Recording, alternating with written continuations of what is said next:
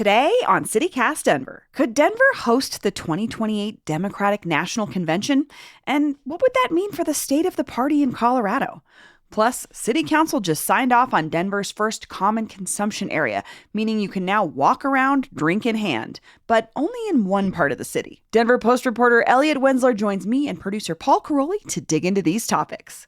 Oh, and an exclusive members-only version of this episode will also include a bonus segment with a fun new game we're testing out. Subscribe now to hear it at membership.citycast.fm. Today is Thursday, January 8th. I'm Bree Davies, and here's what Denver's talking about.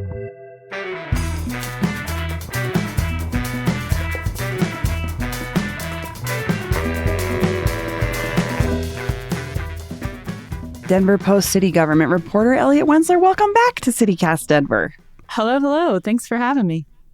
And producer Paul Caroli is here as well. Hi, Paul. Hey, what's up, Bree? Elliot, I heard you just actually settled into some new digs. You left Baker for Capitol Hill. Yes. What do you love so far about your new view?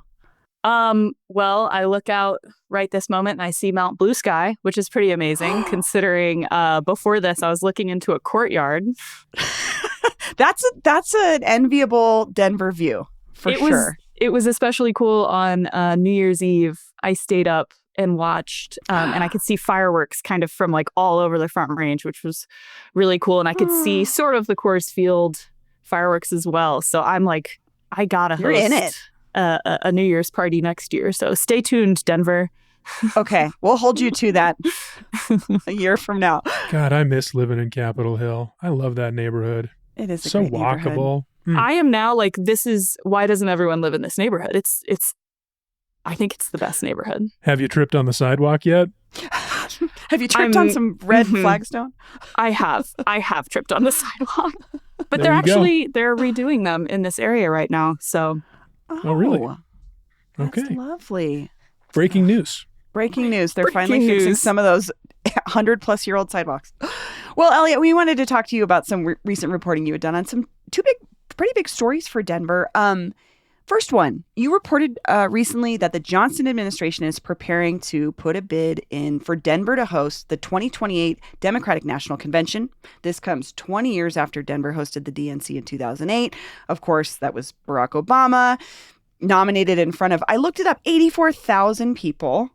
And then it's also been 120 years since Denver hosted the 1908 convention.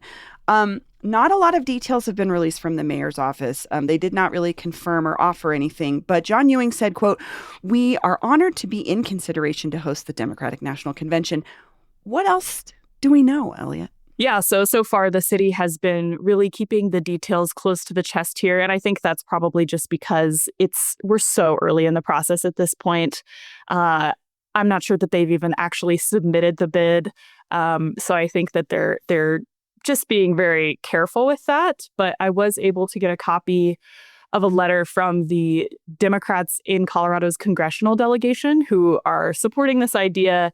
And the whole letter is pretty much them saying, we would love for this to happen. Here's why we think it would be such a great idea.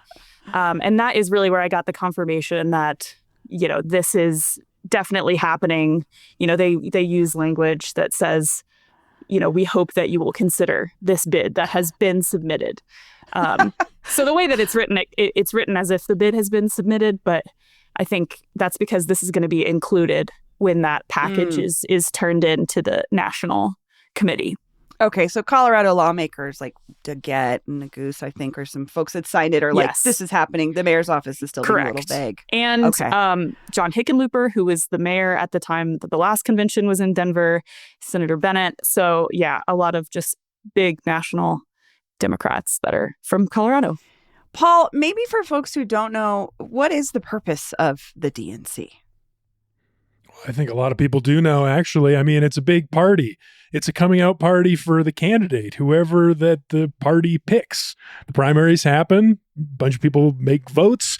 And then whoever wins the most votes, all the electors go to whatever city is determined to be the host. And then they have a big thing. It used to actually mean something, even though there's some rumors sometimes of real votes and like backroom deals happening at these things. It hasn't actually meant anything for a while, but that's what it would be. It would be a giant campaign event and a coming out party for the candidate to announce themselves for the first time and properly kick off the general election during the presidential campaign year and define who they are in people's minds. I mean, this is a week of speeches and videos, Barbara Walters style videos saying, oh my God, Kamala Harris was in this sorority and here are all her friends. They all showed up and they're wearing the color of the sorority and everybody's so excited about Kamala. That's what the DNC is all about. Yeah, there's even celebrities sometimes too show up. So yeah, they tend to be these really big productions. And which celebrities show up? Which union leader gets invited? Some of the union leaders try to get to both national conventions.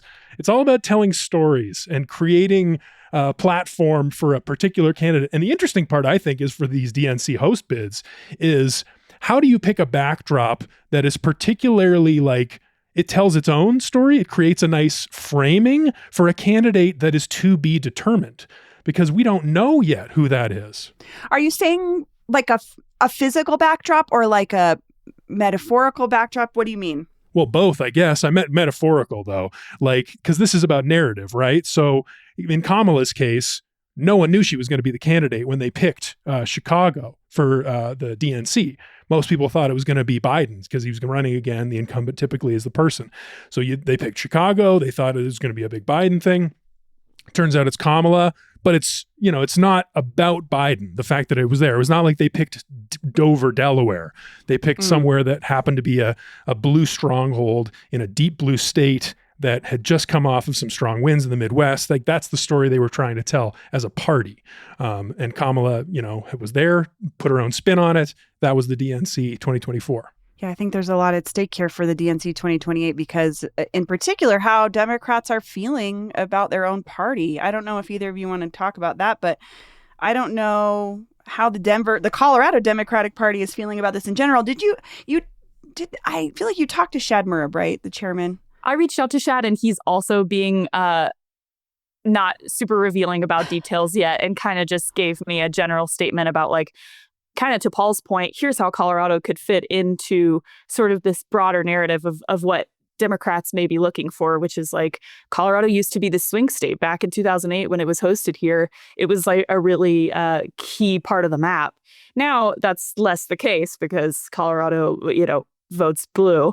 But that could still offer sort of this like symbolic moment for Democrats to come to a place that has voted so blue.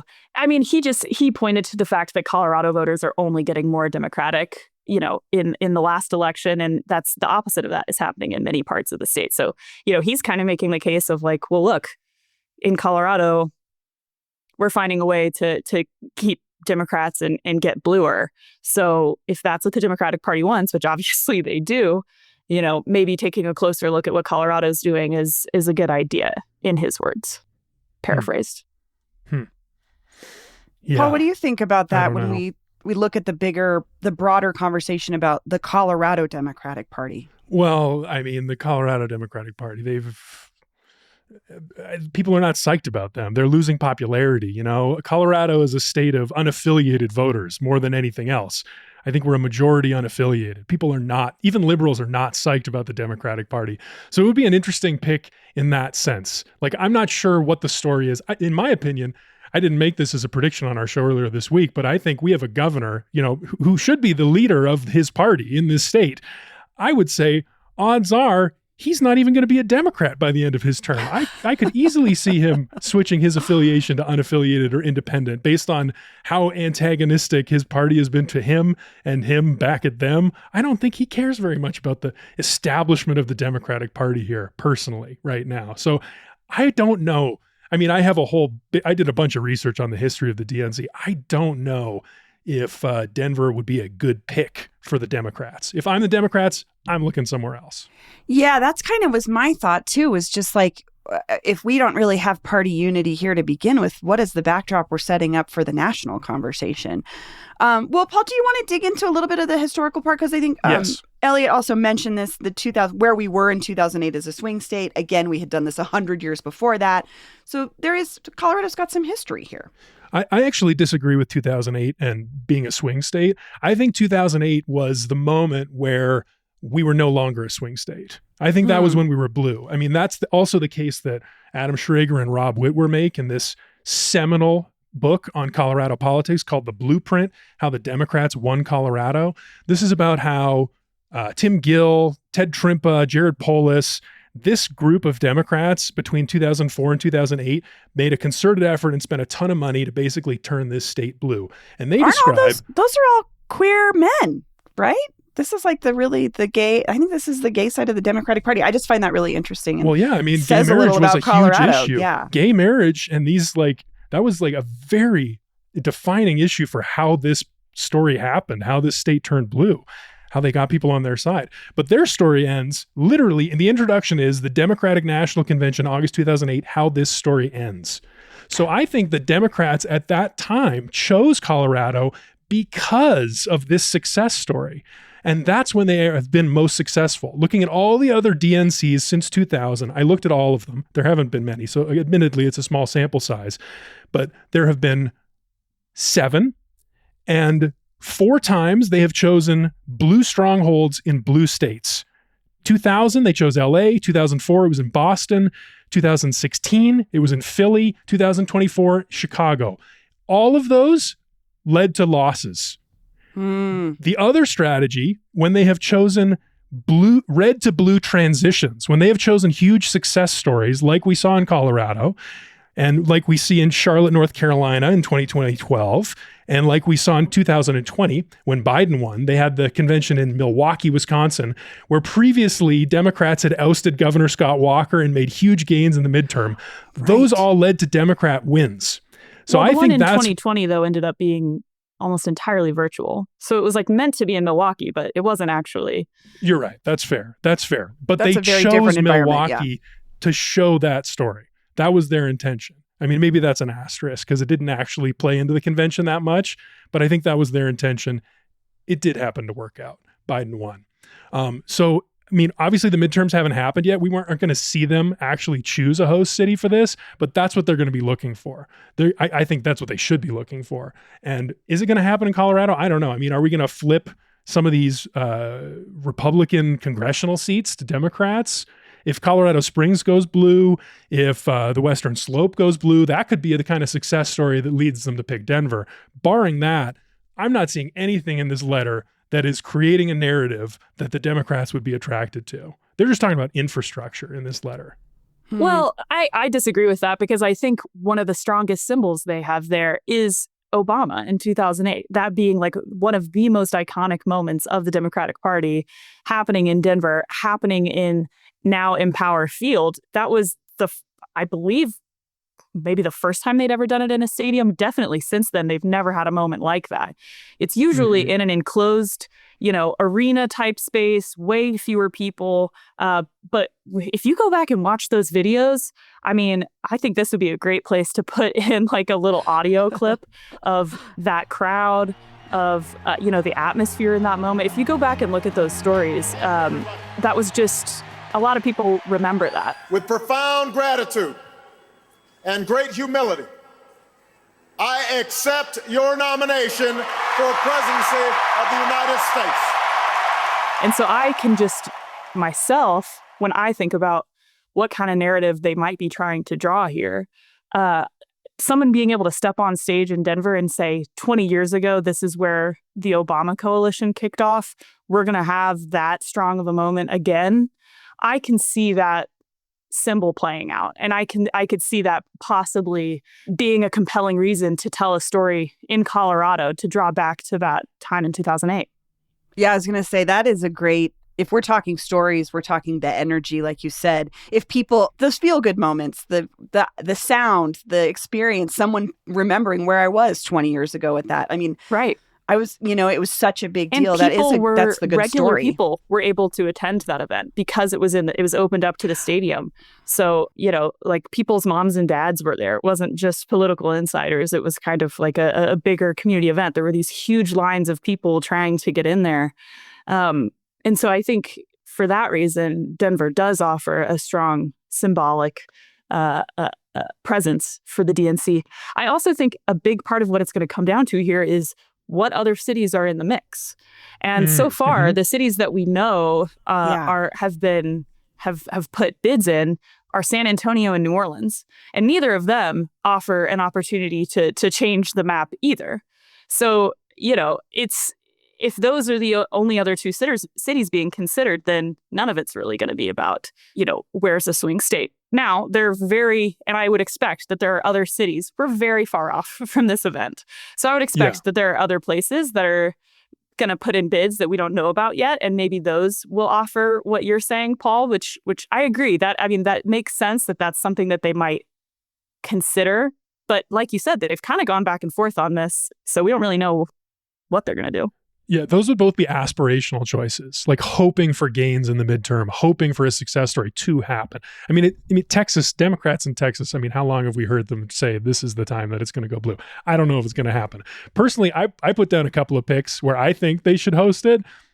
New York City, Zoran Momdani. Yeah. They got some big stadiums. They got some big airports. Okay. Well, go ahead, Paul. You had some other ones. The other one is Charlottesville, Virginia. Because the Democrats made massive gains. They now have a even bigger majority in their state house, and the governors, they took the governor's mansion back over with Abigail Spanberger, all on the message of affordability, which I think is Trump's weakest issue right now and biggest vulnerability. So obviously the midterms are going to change everything, but those are the two strongest locations in my opinion right now. Another really important factor here that we haven't talked about is, you kind of mentioned this, Paul, but the infrastructure. The pragmatic is going to be a huge factor here. Do you have enough hotels to support thousands of people pouring into your city? Do you have enough light rail? Like, is the airport easy to get to? And I don't know if somewhere like Charlottesville, I don't know anything about their hospitality industry, but having, I think Chicago, they estimated they were going to have 50,000 people pouring into the city. I don't know if a place like Charlottesville could support that. Yeah, I don't know if they have a big stadium either. Right. I had a thought about this too. I was like, maybe RTD will get more of its act together if we have this big thing happening that will need public transit to really show up for that many people. Well, that's the appeal for Denver. If they weren't making a bid, we should be criticizing them for not making a bid. This would be a huge boon for Denver, bringing all these people, all this spending, all this money. Again, the blueprint, Whitwer and Schrager, they talk about the scene of 2008, the green room, the A-listers, elite Hollywood A-listers, bloggers, Washington journalists, elected officials, James Hoffa, Charlize Theron, John Podesta, Cal Penn of Harold and Kumar Go to White Castle. Like, all these hotshots coming to Denver to hang out and, network with all of our local Democrats. That would be huge. That would be huge economically. That would be huge for the party here. For Denver, this would be, as a Denverite selfishly, obviously I would want this to happen. I guess maybe before we move on, this is a lot, I think, too, about Mayor Johnston's leadership and the choices that he's made and the things that he's gotten behind in the last few years. I'm thinking about the stadium stuff with the Broncos as well as the soccer league. These are big projects. Elliot, how excited do you think the administration is about this? Because they aren't really talking about it. I would expect the next thing that we're going to see is a formal announcement from them once they kind of have their ducks in a row. And I think they're going to be very excited. I think they're going to be coming with, everything they've got for this. It totally fits into, what Mayor Mike Johnston is trying to accomplish. One person I spoke to unprompted even said, "Oh yeah, I remember the 2008 convention. It was a very vibrant time in the city."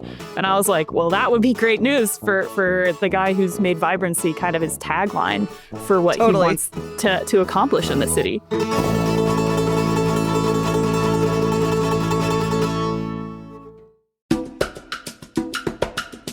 This episode is brought to you by MultiPass. Founded by event hosts for event hosts, MultiPass lets you sell tickets and memberships and find local events. Proudly based in Denver, Multipass is deeply rooted in the local event and creative scene. Multipass has a unique community chat feature that unlocks post-RSVP, so you can build a vibrant community by helping attendees connect and engage.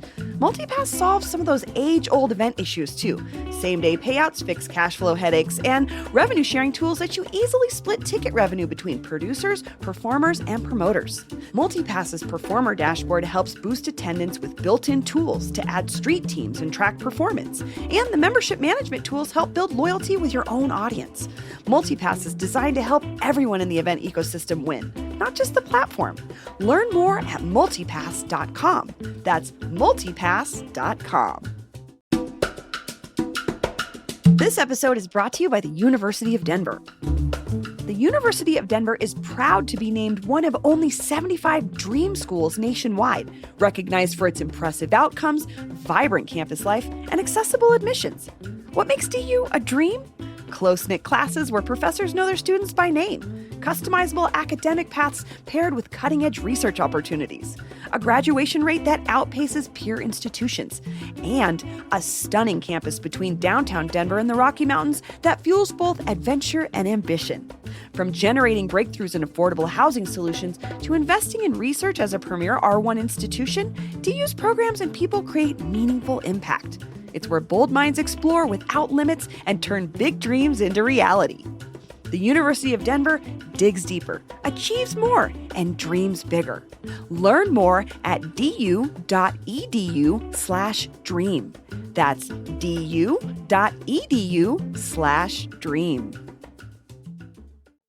Let's talk about another story that you reported on recently involving public consumption. Earlier this week, City Council approved the first common consumption area, which will include a swath of businesses around Mission Ballroom on Brighton Boulevard, but not Mission, the venue itself. This means adults can consume alcoholic beverages between various bars and restaurants without being confined to like a patio. It's not the first one in Denver, or this is the first one in Denver, not the first one in Colorado, which made common consumption legal in 2011. Elliot, what else do we know about this city council approval? Yeah, well, I think to back up a little bit, when I was writing about this on Monday, I was in the city council building sitting at one of their very uncomfortable benches, and someone from the mayor's office came by, and I was just chatting with them, and they said, "Oh, what are you writing about?" And I said, "Oh, the common consumption ordinance."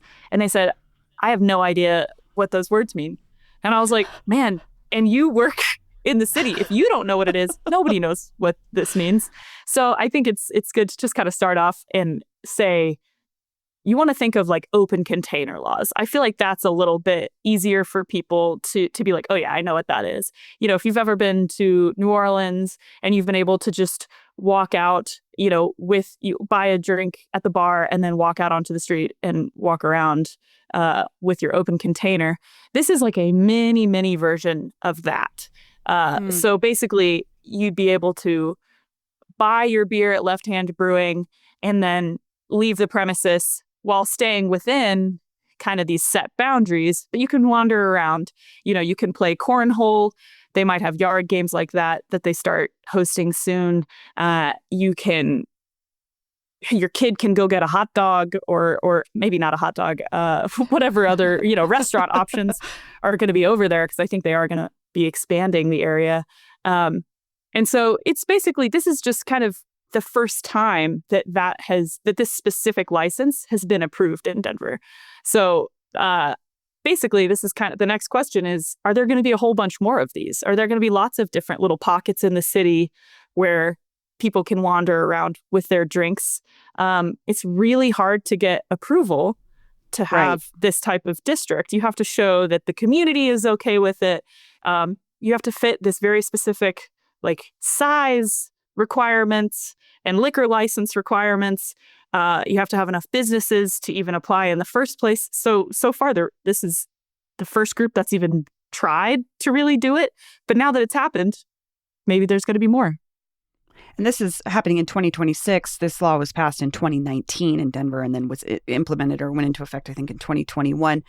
Paul, what do you think about that aspect of could it spread? Is this a good test? Could you see this proliferating in Denver?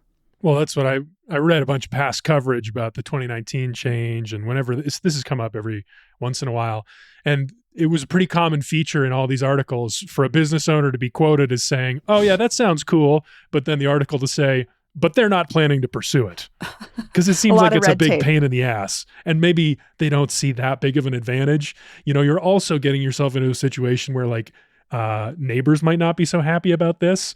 In other cities where these things exist, there are common complaints. Like anytime they're close to residential areas, there's complaints about crime and public drunkenness. And I did check with the Denver Police Department, who said that they're not planning on staffing this common consumption area. They were consulted, but they have no current plan to have any patrols because apparently there's going to be private security on hand. Oh, By this group is going to hire some private security, but they are going to keep an eye on it. So that's the crime situation as far as I know. I don't know. I mean, Elliot, did you hear after your reporting, did anyone seem like psyched about this or like wanting to set up their own? I haven't heard anyone. No one has been like, yes, I can't wait to drink outside Mission Ballroom. That's a great question. I mean, I don't get a ton of emails from people being like, I'm so excited about what you reported on because I write about municipal government. But you're right. I have also not gotten any emails from people being like, this is, I actually haven't gotten any feedback on it at all, which I do, usually sometimes there's somebody who's like, this is the worst thing ever. And no one's even said that, which I think, again, it's just going to take some. Yeah, I think it's just going to take some time for people to even understand what it is. And honestly, I don't think that this one alone is going to make that big of a difference in the city. The real question is like, does it spread out? Does it happen elsewhere? I know that like a while back, Milk Market had kind of expressed interest. I haven't checked with them to know if they're planning to like now jump on this and apply, but there might be some other kind of businesses and districts that are starting to talk about it now that it's happened. That bid for the Milk Market people, that was under Bonanno. They have new owners now. But that would be an ideal spot. The dairy block, that alley, because it's already set up for that. Imagine that working. Right. Because that's kind of where situational. Yeah, I think to your point earlier, I don't think this is for like the 3 restaurants that are surrounded by residential. I think this is for like the densest parts of the city that have lots of bars and restaurants. But also the type of crowd, because dairy block versus a Lodo strip, like if you go a little bit farther, no, I can imagine that not being... Oh my God, being... Lodo's let out problem 2 a.m. Take your drinks out on the street, folks. Yeah, like that seems... So it is very situational. I think the interesting part of this story to me was Mission Ballroom is not included. And it is surrounding Mission Ballroom, which is sort of the anchor tenant of this new area. And my guesses are it's harder to regulate a space like Mission Ballroom because it's they don't do a ton of in and out at shows, especially if you have underage. And most shows there, I think, are all ages or at least 16 and up. You've got a younger crowd as well, mixing with the older crowd. And also, I will just say, venues make a lot of money on alcohol. I don't know if you really want people going elsewhere to drink, which they will anyway, but like the in and out I could see being not ideal. So to me, this is going to be a really interesting test. Are these businesses in this area enough of an interest point to keep people, or to be a draw for people to be like, I want to go there because we can do this, Right. And I think this and the DNC question, both sort of point to this effort by Denver to quote unquote activate more of the city. They love to use that phrase, but basically what it means is like, can we get people there? Can we get more use out of an area that's maybe, that plaza, from what they've said, the time it's being used the most is around concerts. It's not, and concerts don't happen every single night. So like, how can that be an attractive area during other times? And so, I think it is, all of this is kind of a test of how much Denver can activate all over, not just in, a couple of pockets. Yeah, it'll be interesting to watch. I'll be curious to see who else, if anybody else, gets their businesses together and decides this is a good idea. I got some pitches for that. Yeah, I was just going to say, do you guys have any thoughts or ideas of where this might also work? Yes, I have a wish list. Okay. Number 1, 16th Street Mall. Do the whole thing. Sorry. 16th Street. Do the whole thing. The whole thing, up and down. Not just this Glenarm stretch. The whole thing. The Wynkoop Plaza. All of it. I mean, it's easy to picture that being a specific space. So I could see that working. Or maybe like time bound it so it's still like family friendly during the day. You could have it just at night. Yeah, that would be a tough one to regulate. Although mostly I think it would just be during holidays. It might get a little wild, but that's a good, because I think a lot of times in people's minds, it's like, oh God, is it going to turn into Bourbon Street or something? But like, I just don't think we could have that kind of a draw. Where else, Paul? Where else do you think? Okay. The 2900 block of Larimer up in RiNo, but they would have to shut it off to cars again. That'd be perfect though, because we were talking about this yesterday off mic. The Larimer Lounge to me is the perfect spot to get a drink, wander down to the Meadowlark, go see somebody play, wander across the street. You know what I mean? Like that would be a good test case for sure. Yeah, and there's that nice like vintage market. There's like a group of small artisan type people that have a great little like a shared shop there, and it has a huge garage door that just opens wide open. So it's already kind of has a nice flow into the street already. Next one, Elliot, these are your neighbors. Banana Row over on 7th. That's south side of Capitol Hill outside Vesper Lounge. It's already kind of, is it shut off to cars still? It was for a while. That would be really smart because it's a little bit of a mix too with like residential as well. Although you have to have 20,000 square feet of liquor licensed premises. So I don't know if that would be quite big enough. Square footage is hard to... That was the caveat for me that the one that I was thinking of was I was just at the Sea Film Center the other night, and that little alleyway where it's like the sea and the tattered cover and Sapsua and Twist are all right there. But I don't think it's enough space. I don't think it meets that 20,000 square foot mark. But maybe they think about changing the rules, open it up to some of these cool options that do exist. Yeah. Paul, cool. Is South Broadway on your list? It is. I was thinking about South Broadway. I feel like the cars is like a big obstacle on South Broadway. That's a big wide street with a lot of cars moving real fast. That makes me feel a little weird about drinking out on the street. It's just like the UMS, but 24 hours a day, 7 days a week. I agree with you, Paul. I don't think that they could do that and make it safe. I don't know. Platt Street is another one. There's a bunch of new restaurants opening on Platt Street. It's already hard to park there. And I went to a really cool street festival. There was like a Avalanche pregame thing there's like a strip that's like kind of open, and there was just like people in food carts and stuff. Great space. Feel like the whole street could open up into in a really nice way and have big events there. Yeah, that would be a good one. Even though that's my secret way to get downtown. But yeah, you should probably shut that street down. That would be better. That would be a better use of it for sure. I guess I have two more. One is Lakeside. Lakeside, that's not really public or common, but like... that's my dream, Paul. That'd be great. Make it public. Make it public. Put in a bunch of restaurants. Make it 24 or make it year round. You can wander around. I mean, I've laid this all out on the show, but I love that idea. Also, I feel like that was part of the 1908 situation, too, because I think you could drink in Lakeside because it was its own municipality. I don't know. That's a whole other story. But yeah. Yeah, he was selling alcohol on Sundays because it was owned by Adolf Zang, the brewer. That's right. The original owner of Lakeside, yeah. And what's your final one? Every park.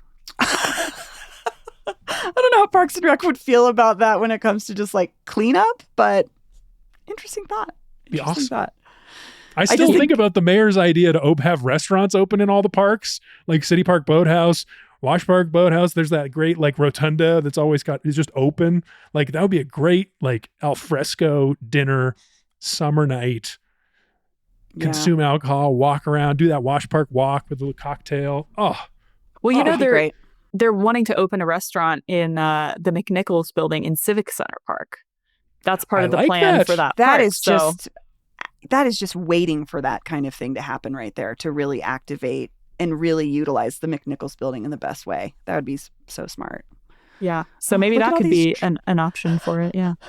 Elliot, you got one you're on your wish list? Honestly, I think everywhere. I think you've hit kind of all the places that come to mind. I was just going to say, I'm from Nashville, and anybody who's ever been to Nashville and you've been on Broadway, they don't have this rule, and the street is open. So it's like drinks are confined, but they have a lot of issues in Nashville with just people like wandering the streets. And I was there when I was home with somebody who'd never been to Broadway before. We were kind of just checking it out. And I was like, man, it feels so chaotic. It's like so many people, but it just makes me think of if we had an area like that, it would really make sense. But we don't really have an area that's as crazy as like a Bourbon or Broadway in Nashville. No. I was even thinking Tennyson Street, but there's too many residential. I think that would not be ideal, as much as there's a ton of great bars and restaurants there. Elliot, this was so fun. Thanks for joining us and chatting through some of your recent stories. Yeah, absolutely. Always a pleasure to talk to you guys. See you next time, Brie.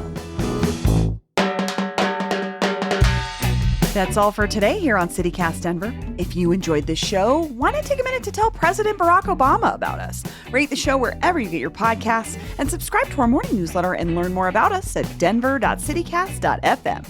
And hey, thanks to our new neighbor, Matthew H., who just joined our membership program. You can support this show and get great perks by becoming a CityCast Denver neighbor today at membership.citycast.fm. We'll be back tomorrow morning with more news from around the city. See you later. All right. Well, now we can stop recording. Yes. Okay. Now that we've taken an hour of your time. I mean, it was a blast. So Did you know CityCast Denver has a perks program? Every week, we're highlighting some standout deals from our favorite businesses in town to help you support local and save some money. It's a win-win. Here are some highlights from this week. Visit any Topo Designs retail store and mention this ad to receive 20% off your purchase. Some exclusions apply. But you can get this deal through February 1st, 2026. Or saddle up for an intergalactic adventure at the Adultiverse Space Rodeo on January 17th, where you can experience the worlds of Meow Wolf Denver transformed into a 21 and up psychedelic party. Use code GIDDYUP for $4.20 off an Adultiverse ticket. Offer available for redemption now through January 17th, 2026.